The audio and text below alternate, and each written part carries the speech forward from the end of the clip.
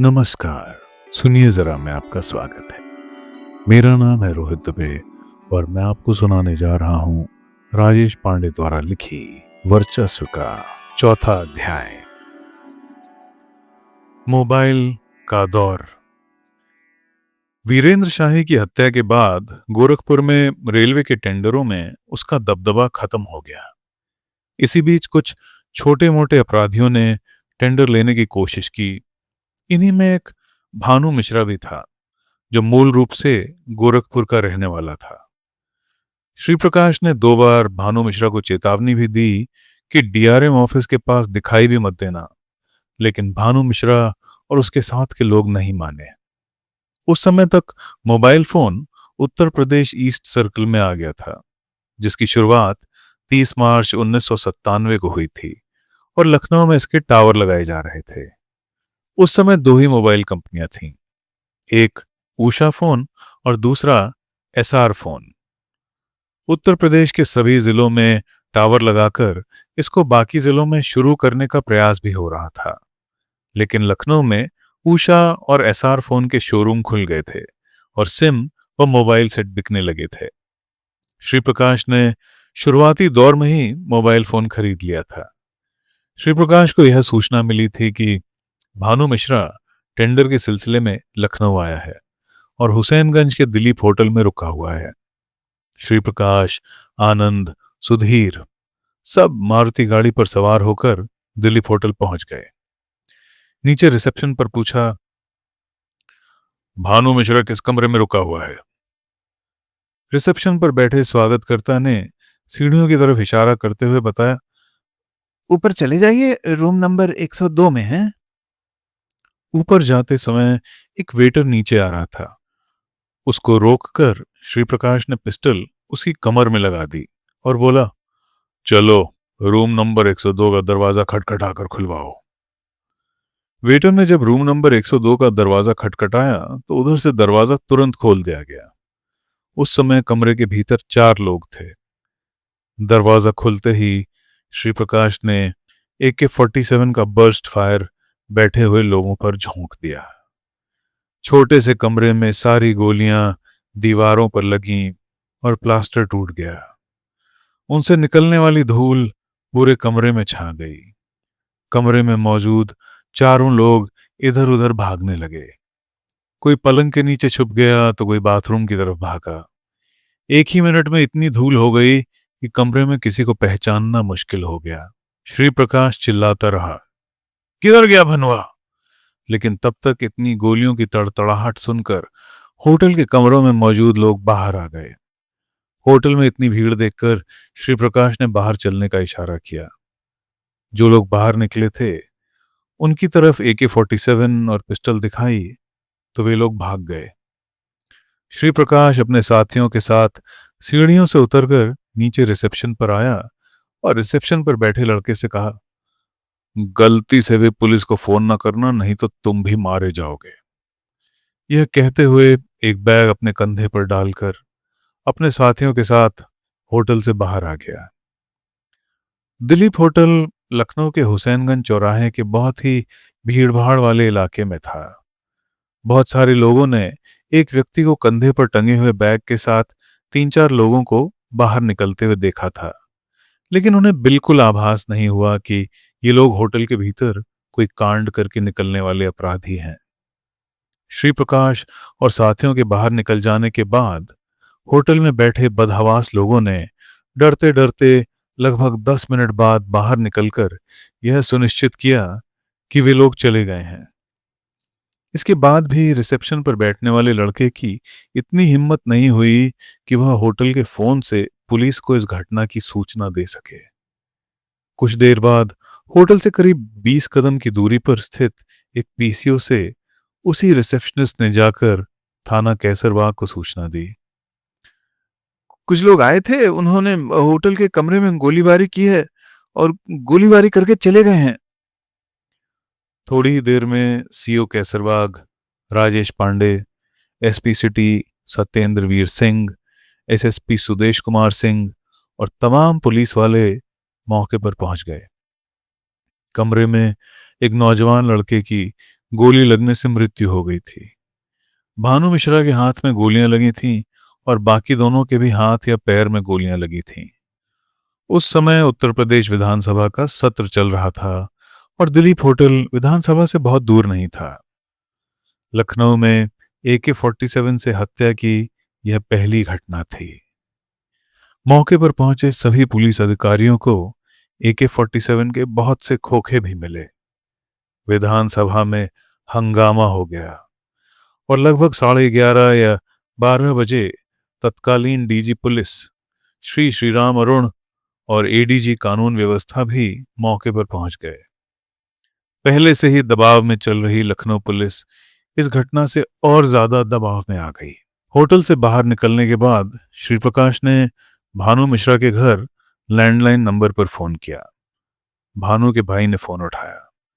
श्री प्रकाश ने कहा, भानुआ को मार दिया है, कफन लेकर लखनऊ आ जाओ और लाश ले जाओ।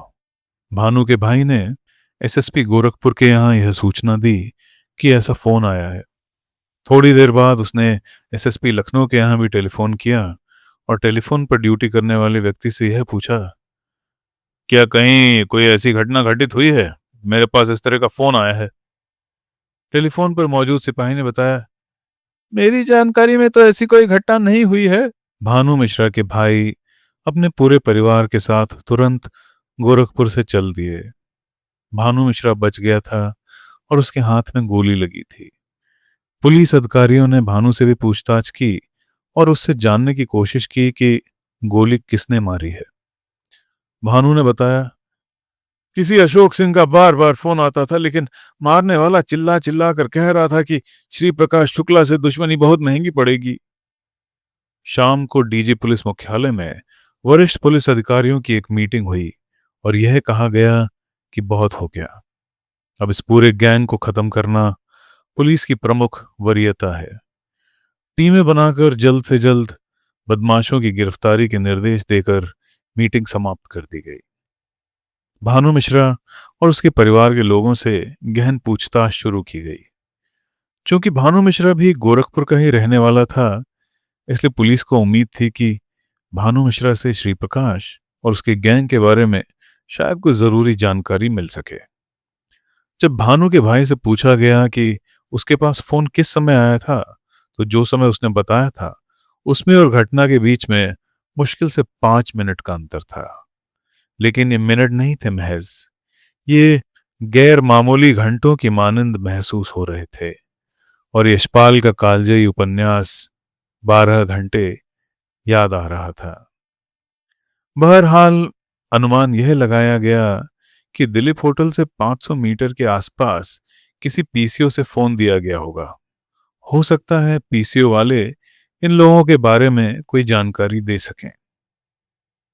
पूरी रात PCO खंगाले गए कि शायद किसी PCO पर भानु मिश्रा के घर का लैंडलाइन नंबर मिल जाए, लेकिन किसी भी PCO से गोरखपुर के इस नंबर पर फोन किया हुआ नहीं पाया गया और इस मामले में फिलहाल हताशा ही हाथ लगी। पहली बार सभी PCOs के नंबर लेकर GM टेलीफोन से बातचीत की गई कि सभी PCOs के बिलिंग सिस्टम से यह जानकारी निकाली जाए कि किस नंबर से यह फोन श्री प्रकाश शुक्ला ने भानु प्रकाश के घर पर किया था।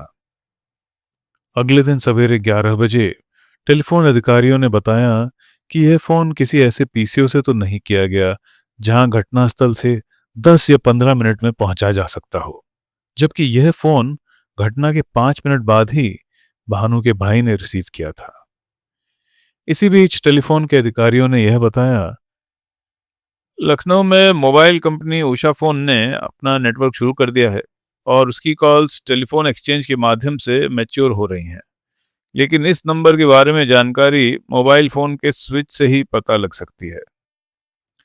पुलिस को यह पता नहीं था कि उक्त मोबाइल का स्विच कहां पर है, लेकिन सबके मन में ऊपर वाले के मेन स्विच की चिंता थी।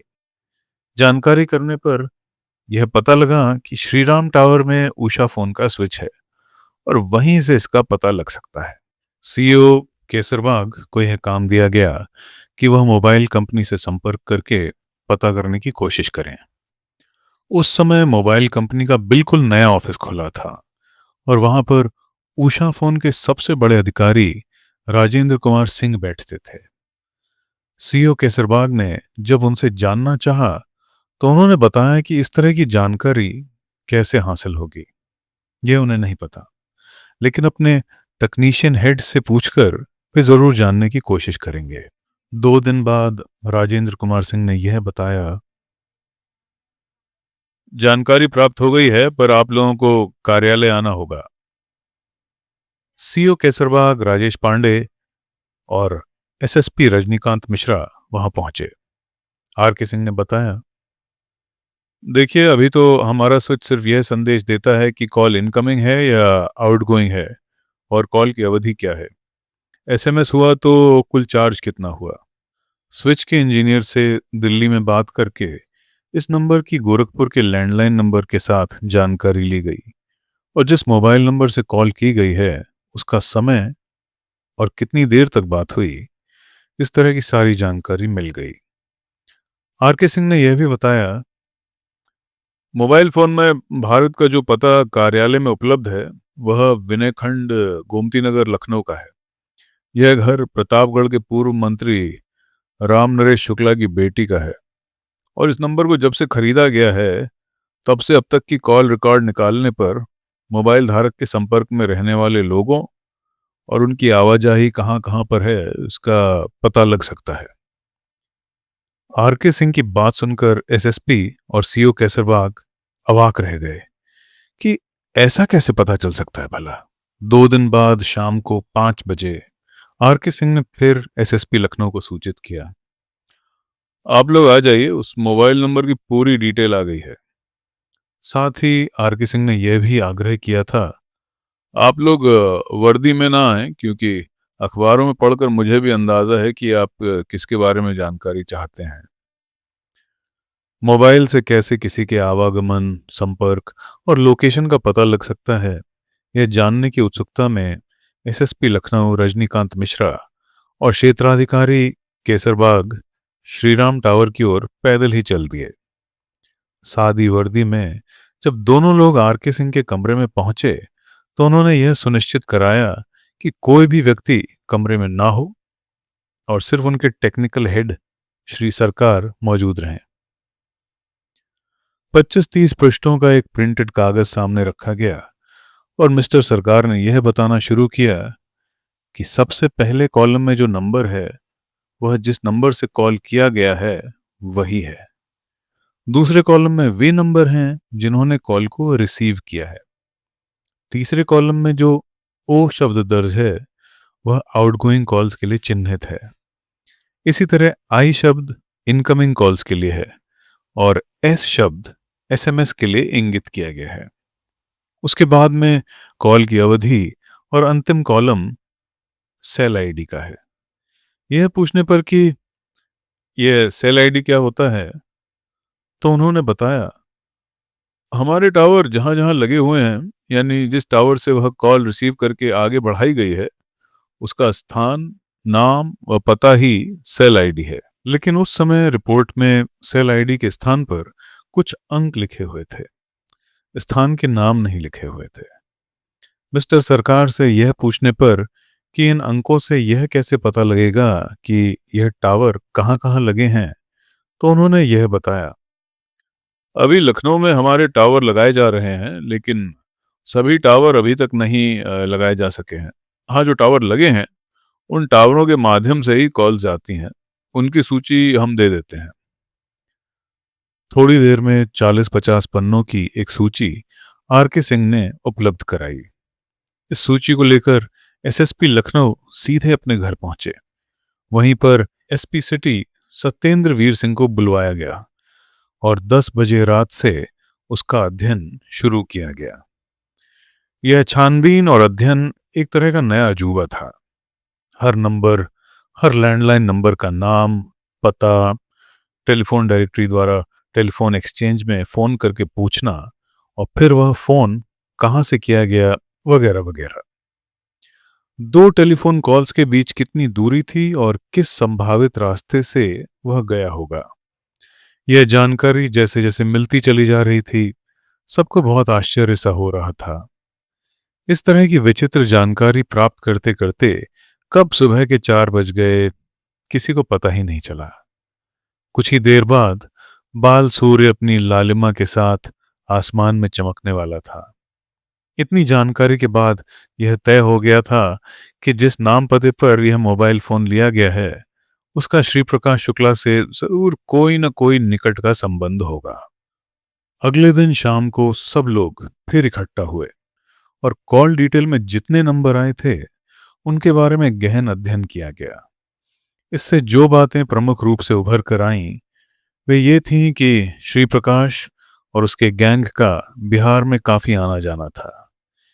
बिहार के मोकामा के कई पीसीओज के ऐसे नंबर जिनसे बातचीत करने पर पता लगा कि ये सभी नंबर सूरजभान के घर के आसपास अथवा सूरजभान के रुकने के ठिकानों के आसपास के थे। पटना और मुजफ्फरपुर के भी कई नंबर उसमें मिले, जिसमें अधिकतर राजनीतिक व्यक्तियों के थे। कॉल डिटेल रिपोर्ट से यह भी पता लगा कि बिहार में श्री प्रकाश और उसके रुकने का स्थान ज्यादातर मोकामा में रहा है। इसके अलावा गोरखपुर, लखनऊ और बनारस के नंबर भी मिले, लेकिन उस समय तक दिल्ली के बहुत कम नंबर उसमें प्राप्त हुए थे। एसएसपी लखनऊ ने उषा फोन के आरके सिंह से दोबारा बात की और यह जानने की कोशिश की कि टेलीफोन के बिल के अलावा यदि तुरंत किसी की जानकारी चाहिए हो तो क्या वह स्विच से संभव है। आरके सिंह ने बताया, हमारी बिलिंग साइकिल 15-15 दिनों की है। 15 दिन बाद ही हम मोबाइल नंबर के बारे में बता सकते हैं। फिर भी हम कोशिश करते हैं कि आपको जितनी जल्दी का लोकेशन मिल सकता है उतनी जल्दी का लोकेशन बता दें। अगले दिन उन्होंने बताया, पिछले हफ्ते 3 दिन उसकी लोकेशन लगातार विनय खंड, गोमती नगर, लखनऊ की ही रही है। सभी लोगों ने यह अंदाजा लगाया कि विनय खंड, गोमती नगर के उस पते पर जिस पते पर यह मोबाइल फोन लिया गया है वहां पर एक बार चलकर देख लेते हैं, शायद आज रात भी वह वहीं मिल जाए। एसएसपी रजनीकांत मिश्रा ने कहा कि वह स्वयं इस रेड में चलेंगे। सत्येंद्र वीर सिंह और राजेश पांडे ने मना किया कि हम लोग देख लेंगे, लेकिन वह नहीं माने। एक पार्टी भेजकर पहले उस मकान के बारे में पता किया गया। मकान के बाहर वही नेम प्लेट और पता लिखा था जिस पते पर वह मोबाइल फोन लिया गया था। घनघोर अंधेरी उस रात के लगभग 1:30 बज रहे होंगे जब रेड वाली पार्टी के सभी लोगों ने बुलेट प्रूफ जैकेट पहन रखी थी और बुलेट प्रूफ हेलमेट भी लगा रखा था।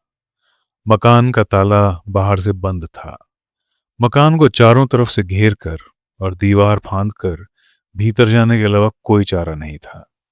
रजनीकांत मिश्रा, सत्येंद्र वीर सिंह और राजेश पांडे के हाथों में AK-47 थी। बाकी लोग भी AK-47 लिए हुए बाउंड्री के बाहर खड़े थे और 2 सिपाही बगल के मकानों से कूदकर उस मकान की छत पर आ गए। दरवाजा खटखटाया गया, लेकिन भीतर से कोई आवाज नहीं आई। काली रात में ऐसा लगा कि खामोशी का सैलाब बढ़ता जा रहा है। कानों के आसपास अपने आप सरगोशियां होने लगी थीं कि शायद श्री प्रकाश अपने गैंग के साथ भीतर ही है, इसीलिए कोई दरवाजा नहीं खोल रहा है। रेड पार्टी के सभी लोग चौकन्ने हो गए। जब काफी देर तक दरवाजा नहीं खुला तो यह तय किया गया कि धक्का देकर दरवाजे को तोड़ने का प्रयास किया जाए। और जैसे ही दरवाजे को तोड़ने की कोशिश की गई, घर के अंदर की लाइट जल गई और किसी महिला ने भीतर से आवाज लगाई।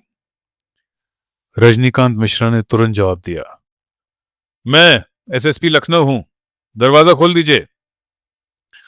महिला सवाल करती रही कि क्यों दरवाजा खुलवाना चाहते हैं। रजनीकांत मिश्रा ने इस बार तेज आवाज में कहा, दरवाजा खोलिए। थोड़ी देर में दरवाजा खुला। उस महिला के हाथ में एक लैंडलाइन फोन था जिसका चोंगा वह हाथ में लिए हुए थी। लीजिए, बात कर लीजिए। रजनीकांत मिश्रा ने पूछा, कौन है? उसने कांग्रेस के एक बड़े नेता का नाम लिया।